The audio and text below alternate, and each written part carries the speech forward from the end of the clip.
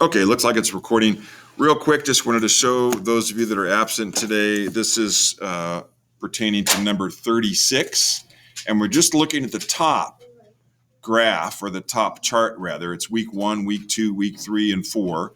And week 1, they ran 22 miles, week 2, 46, week 3, 72. That's the only one we're worried about, just that top one right there. And I had everybody in class create a graph.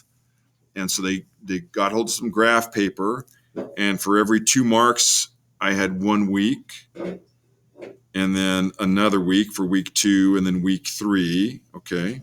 And you can see the x-axis is weeks, and the y-axis, this is the y-axis, the vertical axis, this is going to be total miles.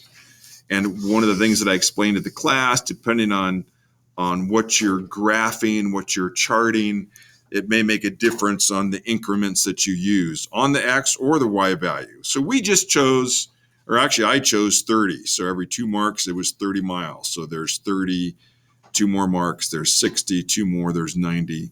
And I went all the way to 300.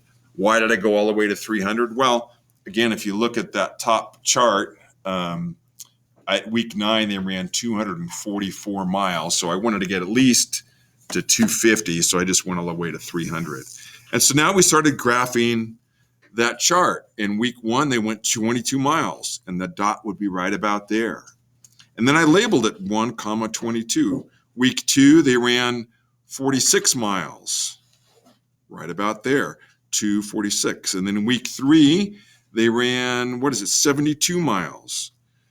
So it's going to be, so 75 miles would be halfway, so it would be right about there. And so I'll label it 3, 72. And that's what I want you guys to do with number 36 on a separate sheet of graph paper. And I just had everybody grab a blank piece and told them all to use a straight edge. And this is how everybody is to label it. So for those of you that are at home, this is what I want you to do. Okay, I'm going to end that.